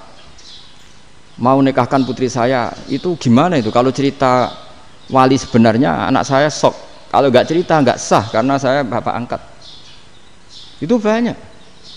Hanya tak akali ya sudah wali yang sebenarnya taukil pada hakim tanpa diketahui, tapi hakikatnya itu taukil hakim. Itu kan tidak gampang. Nah, tapi kalau tanyanya di kampus registrasi dulu, daftar dulu, baru tahun berapa ada pelajaran itu. Semester 5 baru tanya. Iya kan? Semester 5 ya? Iya. Oh, itu kan. Jadi jangan kira terus sistem Unisma itu yang terbaik di dunia, enggak juga kan? Enggak juga. Dan sistem-sistem yang lain maksudnya ada. Tapi sistem kiai lho, Mbah Mun juga sering pesen saya, kowe kudu seneng pegawai negeri. Piye-piye sing jaga agama pegawai negeri. Kemarin pas acara 7 harinya Gus Robah sama matur itu di depan para kiai. Setelah saya jadi kiai ya itu nyata. Islam di Papua, di NTT yang bawa siapa? Dokter negeri, ya kan? KUA negeri. Barokahnya mereka negeri dijamin negara kan? Barokahnya Muslim berkebutuhan Islam. Akhirnya bikin musola di situ, bikin masjid. Bahkan di Korea Utara itu ya ada masjid bawaan duta besar, karena banyak duta besar Muslim berkebutuhan masjid. Yang bisa gini itu yang negeri apa yang swasta? Negeri lah. Di sini kiai tidak mewakili semua kebutuhan apa? Islam. Tapi kampus juga enggak, kampus Islam sekalipun tidak memenuhi semua kebutuhan Islam tadi. Masa orang tanya kan nunggu semester berapa tadi? Semester 5 masih daftar dulu. Nunggu pelajaran itu. Payahnya pas ketemu dosennya, saya tidak pernah ribet kan? Dosennya cowok gitu. Jadi sudahlah, makanya ini. Iya, makanya ini kan bentuk kearifan lah. Jenengan ngakui fungsi kiai kayak saya itu bentuk kearifan. Saya juga ngakui jenengan itu butuh kearifan. Saya sering didolani KUA itu. Itu rata-rata ya didikan kiai. Kompilasi hukum Islam itu banyak ya, janda cantik. Contohnya harus cantik, kalau jelek nggak mungkin terjadi kan. Ada janda cantik kebetulan suka kawin tapi takut zina. Tahu langsung suka kawin tapi takut. Itu seringnya gitu Pak Rektor. Jadi dia kawin bosen, bilang ke KUA, Pak saya sekarang mau nikah sama ini. Loh, tapi kamu mau punya suami. Ya tapi kan nggak tercatat Pak. Itu KUA-nya rata-rata itu nggak berani. Meskipun nggak tercatat, karena secara fikih meskipun nggak tercatat tetap dia seorang perempuan yang bersuami, maka nggak boleh nikah sama orang lain. Jadi coba kalau nyun sewu KUA hanya ngikuti hukum formal, yang penting di catatannya nggak punya suami, ya dinikahkan saja kan. Tapi mereka enggak, karena didikan kiai nggak berani. Artinya gini, kalau hanya pro hukum catatan sipil, maka ini dinikahkan bisa karena nggak tercatat. Tapi secara hukum santri nggak bisa dong menikahkan perempuan sing dadi zaujin yang punya suami. Jadi ini barokahnya kerjasama yang baik. Jadi di masyarakat itu tertanam didikan kiai, nggak boleh nikahkan perempuan yang bersuami. Tapi di KUA ngikuti hukum formal. Dan di Indonesia itu KUA itu rata-rata konsultasinya ya sama kiai. Sehingga ya nggak berani akhirnya, meskipun aku ya udah mlebu rokok mbak, gak iso. Dan itu banyak. Seorang lagi ya, makanya ini kan pesantren itu nggak boleh mati. Orang kiai-kiai kayak saya nggak jelas-jelas itu harus lebih jelas lagi. Karena ini yang on time, yang online, yang siapa saja bisa tanya. Saya itu SMS saya itu nggak punya HP WA. HP jadul itu SMS-nya tiap hari tak berapa, orang yang tanya dari Kalimantan, dari Aceh. Gus di kampung saya ada masjid 2 itu yang Samana, ada yang dari orang perkotaan. Gus di perumahan baru ada masjid, yang Jumatan baru orang 12, sah enggak? Ya langsung saya jawab, sah. Dalilnya ini. Ya sudah. Nah, tapi kata Imam Syafi'i gini harus orang 40, itu madzhab Syafi'i, dalam madzhab yang lain gini-gini. Itu kalau tanya rektor itu kan ribet. Masuk ajudan dulu, asisten dulu, panjang.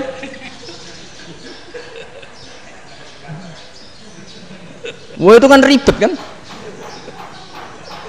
Manggil dosen dekan VAI dipanggil, dekan VAI nggak mau langsung jawab, cari dosen yang nekuni itu. Usul fikih saya nekuni itu baru seminar, nunggu dulu mbak, ini orangnya baru. Panjang kan? Bisa tutup Islam kalau kesuwen. Coba kalau tanya kiai kan nggak ketemu di jalan. Dulu Mbah Zubair kata Mbah Mun, saya termasuk santri yang diapresiasi Mbah Mun. Dhisik Mbah Zubair yang ngono, anak nong takok pesuan gak oleh, gak takok ning kene. Jangan biasa ditanya orang ngadeg-adegan. Ya alhamdulillah ilmunya cukup, kalau gak cukup ya kok sik. Jadi sebetulnya orang sopan itu ya agak-agak ada yang ditutupi sebetulnya. Mboten prayogi teng dalan nginjang mawon matur. Sebetulnya ya sebenarnya memang ilmunya agak cukup gitu. Tapi itu sebenarnya secara fikih itu haram, menunda itu haram. Ya haram tuh, coba bayangkan ya, kalau tanyanya sekarang Gus saya ini sudah keluar darah 1 bulan penuh, padahal normalnya hanya 6 hari. Saya nanti sholat enggak? Kalau nginjang mawon dugi kula, berarti kan hari ini belum ada keputusan. Sholat apa enggak kan? Tapi karena modus tadi, boten prayogi nggih ngendikan ngoten teng dalan nginjang tegen kula. Itu kemungkinannya 2, sopan atau goblok, itu saja. Kayaknya kalau sopan enggak lah. Kayaknya enggak lah kata saya. Karena secara fikih itu jelas haram. Bagaimana mungkin sesuatu yang harus dipraktekkan nanti duhur dijawab besok, berarti duhur, asar sampai subuh belum ada jawaban, berarti enggak ada sholat kan? Makanya dibutuhkan orang-orang alim yang kultural seperti ini, dan NU menghormati kultural. Tapi Mbah Mun juga sangat menghormati Islam formal, karena tadi produk-produk formal itu bisa dilembagakan oleh negara, dan itu kita ikut untung. Makanya Mbah Mun itu kalau punya tamu KUA, punya tamu polisi sampai pejabat itu. Kenapa saya contohkan KUA? Supaya jangan kira seperti pendapat orang-orang hasud, wah mesti aja disolani presiden seneng, menteri seneng. Enggak juga. Sebenarnya semua kiai itu mulai KUA sampai polisi, polsek, polres itu seneng semua. Karena sama-sama diajak mengawal bangsa ini, diajak mengayomi semua masyarakat. Tapi kadang-kadang masyarakat ngeritiknya, jenenge kiai disolani menteri ya seneng presiden. Padahal yang sowan kiai itu ya mulai KUA, Kapolsek, kepala desa, RT, Mudin. Itu Mudin kalau tanya ya lucu-lucu. Gus kalau nate nyembelih pitik kemanian, pitike go bedhe man. Akhirnya wis ngerti nak kemanian langsung tak sebelah meneh. Terusane ku sah ta ora. Ribet. Ya tak jawab, lah pitike pas iku jek urip to ora? Terus urip Gus. Wis sah cara madzhab Malik jek urip. Karena itu ada perdebatan antara madzhab Malik dan madzhab Syafi'i. Nah, cara Imam Syafi'i itu agak ketat. Hewan yang punya kehidupan sudah mutharibah, misalnya ayam jago, contohnya harus jago, karena kalau ayam kecil diikhlaskan haram. Jadi yang cilik wae kan gitu. Fikih itu ya, fikihnya orang Indonesia itu pecundang. Kalau ayam kecil gak ditanyakan, mate ra wis. Kalau jago ditabrak truk kejet-kejet. Andai kan gak disembelih pun mesti mati. Itu cara madzhab Syafi'i itu haram. Karena penyembelihan ini tidak menjadi penyebab kematian, tapi memang karena kecelakaan tadi. Tapi cara madzhab Imam Malik enggak. Andai kan gak disembelih, matinya kan 2 menit lagi atau 1 menit lagi. Andai kan gak disembelih, berarti mati sekarang itu bawaan pisau apa bawaan kecelakaan? Ya sudah halal gitu caranya. Nah akhirnya ya saya bilang ya sudahlah kita semuanya mati. Jadi cara debat, cara Imam Syafi'i enggak, cara berpikir itu sudah tidak kehidupan yang normal, yang dimana-mana penyembelihan itu mematikan yang hidup normal. Jadi agak ketat. Sehingga dalam contoh kemanian, kalau dalam bahasa Jawa nyembelih agak sempurna terus pesonya jatuh atau apa itu, kalau pakai madzhab Syafi'i agak kesulitan. Jadi kalau madzhab Malik asal diselesaikan secara fauron, dan juga sebagian madzhab Syafi'i itu halal. Nah orang mesti tanya gitu, Gus, wedhusku tabrak truk, man Gus kejet-kejet. Tapi nak pitik cilik ra ditakok. Makanya termasuk kritiknya Mbah Mun, tapi ini madzhabnya Mbah Mun ya, kamu boleh ikut boleh ndak, karena ini urusan ndak penting. Lha wong-wong lucu, nak ditakoki yuyu muni haram mergo amfibi.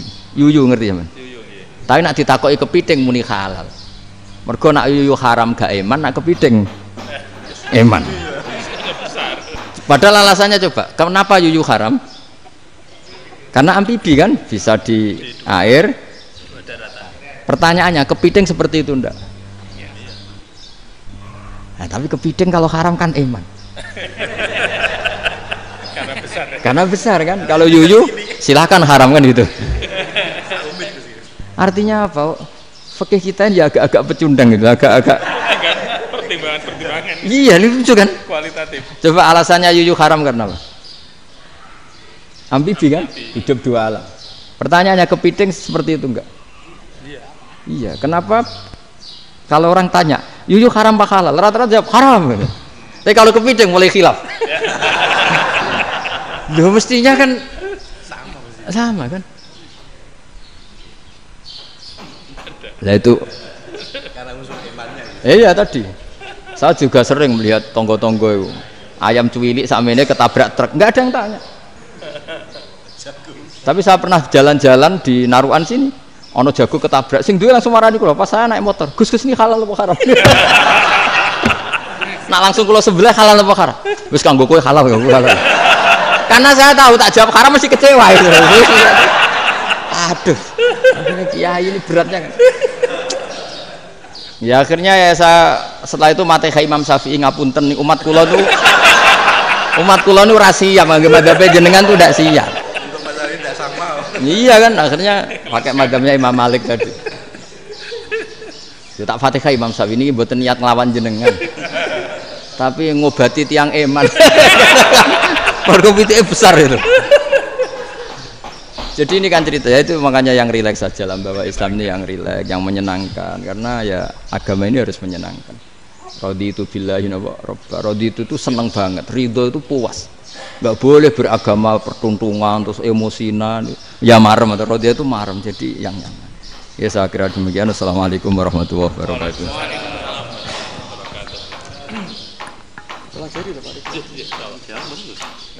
Alhamdulillah. Satu aja yang di sini. Oh satu aja. Nggih. Damel syarat. Jadi mungkin ada satu pertanyaan aja. Satu saja. Bukan keluhan. Bukan keluhan. Ini mumpung Gus Bak pada Madhohirul Jamal. Iya Madhohirul Jamal. Sebentar lagi sudah Jalal. Sebentar lagi sudah Madhohirul Jalal. Jadi gak kena ditakoni. Monggo setunggal mawon. Ya Pak. Ini gini ambil. Nggih. Ampun dawa-dawa terus ya Gus. Ya jaga-jaga ya. Assalamualaikum warahmatullahi wabarakatuh. Saya Fadil, alumni Unisma yang kuliahnya paling lama. Masih di jalanan.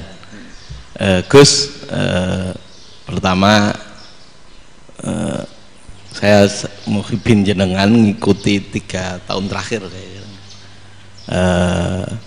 Sepertinya ketika Mbah Hasyim Asy'ari hadir di tahun 1900-an sampai mendirikan itu kok suasananya sama seperti Gus Baha hadir di tengah-tengah situasi genting Indonesia ini. Saya kira yang memunculkan nama Gus Baha di banyak media online yang saya amati itu malah awalnya dari kelompok bukan kita gitu. Dan itu kami melihat bahwa apakah nanti 1926 dan 2026 satu abad NU, saya kok termasuk orang yang punya apa ya semacam harapan gitu Gus Baha bisa ya mungkin kalau beliau Mbah Hasyim Rois Akbar, sekarang Rois Am, nanti ada istilah barulah tengah-tengah antara Rois Am dan Rois Akbar. Karena setiap satu abad harus ada mujadid dan kami berharap kamu aja tak angkat. Itu yang pertama, artinya mohon maaf Gus.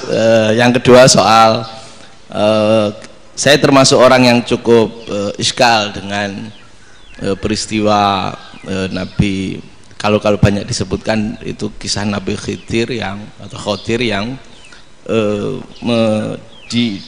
dari 3 cerita itu hanya satu cerita yang saya masih agak bingung soal di situ anak kecil itu pakai kalimat, kalau di Al-Quran itu pakai kotala, jadi pakai anak kecil itu dibunuh seperti itu.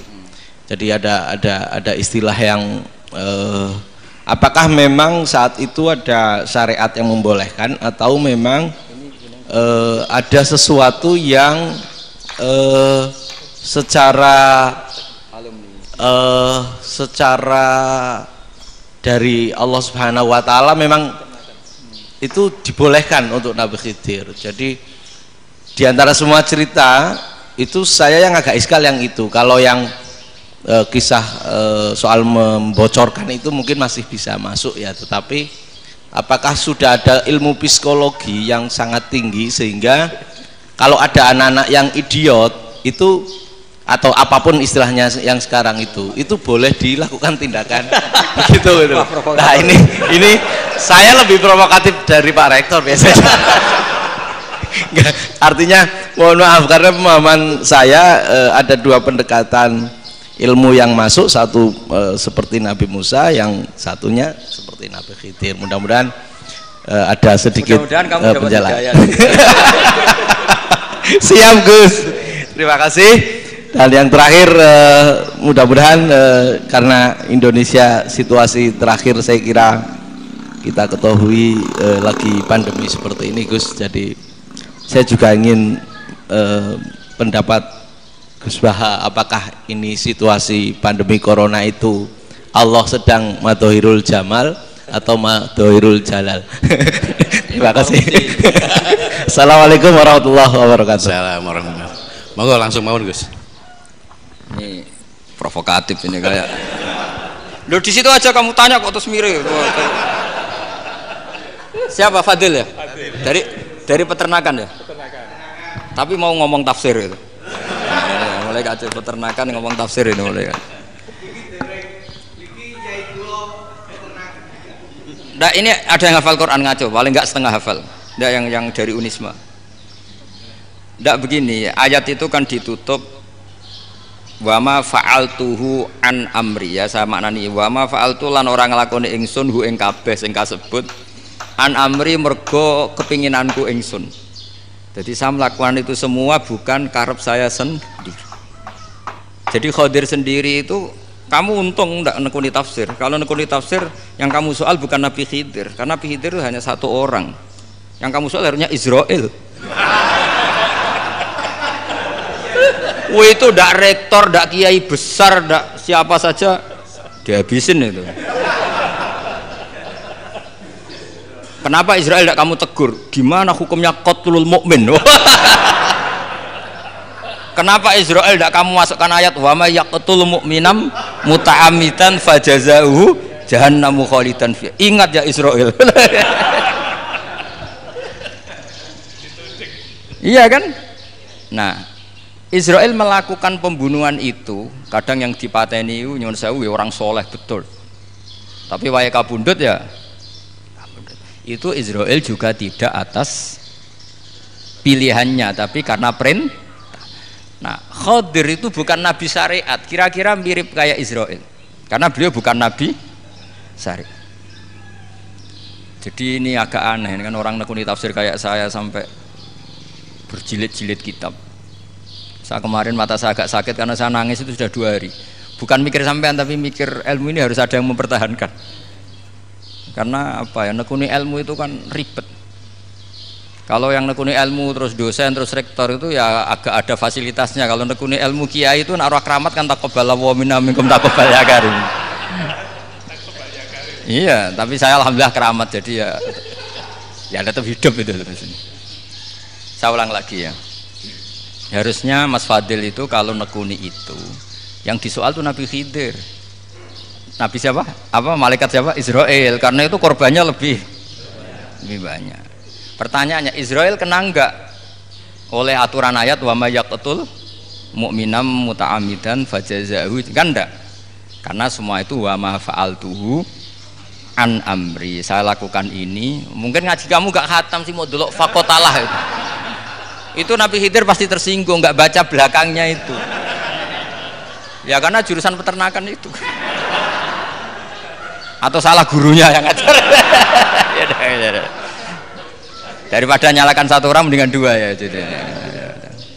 Jadi kalau ngaji itu khatam, sehingga ngerti ayat itu kan ditutup wa ma fa'altuhu an amri. Nah, menurut Ibnu Hajar Al-Asqalani yang nyarai Bukhari, dan ketika itu cerita tafsir ayat itu, wa hadza dalilun ala anna Musa afdhali minal Khadir. Justru ayat-ayat itu menunjukkan Musa itu lebih utama ketimbang Nabi Khidir, karena Nabi Khidir monoton melakukan apa saja yang diperintahkan Allah, sementara Musa tetap dengan gugatan syariatnya. Beliau gak terima ada orang main membunuh. Aqtal tanafsan zakiyatan bi ghairi nafs laqad ji'ta syai'an nukra. Nah, sur'atu Musa ila nahyil munkar itu menunjukkan beliau Nabi ulil azmi. Jadi Nabi Musa langsung sikap, wah ini tidak benar kamu, padahal sudah ada perjanjian, kamu tidak boleh bantah. Tapi Nabi Musa lebih ngeboti syariat, lebih memihak syariat, nahi mungkar itu wajib. Justru itu menunjukkan derajatnya Nabi Musa fauqal Khadir. Makanya Nabi Musa tetap gugat, nggak bisa dong, ini nafsan zakiyatan kok kamu bunuh. Maka itu jadi ilmu. Nabi Khidir pada akhirnya nyuwun sewu ya tidak bisa jawab. Makanya beliau menutup wa ma fa'altuhu an amri. Sebenarnya saya sendiri itu ya tidak punya alasan. Jadi kalau Israel kamu tanya, ini gimana ini wong melarat mulai cilik, meh sugih mbok pateni. Mbok yo baro ben sempat sugih itu. Ini kuliah paling lama urung sempat urip penak. Nah itu kan boyo mateni wong kira-kira lah, nak wis sempat mapaan sempat. Lu andai kan Israel pakai aturan syariat kan mateni orang kan ya dikira-kira lah. Jadi itu tidak ada hubungannya tadi dengan ilmu yang kamu katakan urusan psikologi anak itu tetap semuanya haram dibunuh, nggak boleh. Ya jadi tetap makanya ini pentingnya ngaji khatam itu tadi. Jadi pada akhirnya Nabi Khidir itu ada punya alasan, hanya ngendikan wa ma fa'altuhu an amri. Pada akhirnya yang paling pokok yaitu semua ini saya lakukan saya sendiri itu tidak tahu karena perintah. Jadi untung kamu gak nyoal Nabi Israel. Kalau nyoal diincem ribet kan. Ini orang tadi pas seminar Gus Bak ngeritik saya. Wah. Jadi itu pinter kamu. Yang kamu soal Nabi Khidir. Jadi tidak itu. Ya kalau nyoal Israel resiko tinggi itu, resiko tinggi. Tapi yang jelas gitu ya, makanya tradisi pesantren seperti ini harus terus karena yang punya tradisi khatam. Saya tuh kalau ngaji kitab tidak khatam tuh tersiksa karena tadi kadang-kadang yang depan-depan tuh tidak jawabannya di belakang ya tadi wa ma fa'altuhu an amri. Dzalika ta'wilu ma lam tasti alaihi sabra. Jadi ya sudah kira-kira seperti itu. Wajar kamu tidak sabar, wajar kamu tidak itu memang saya sendiri sebenarnya juga paham gitu. Jadi ya, cara basa Jawa niku wajar saya musakira paham. Jadi aku dhewe ku ya ora paham. Wong aku ya mau nglakoni gitu. Jadi sebetulnya ya sama-sama ada itu kan. Ini jenenge wa ma fa'altuhu an amri. Dah ya. Ya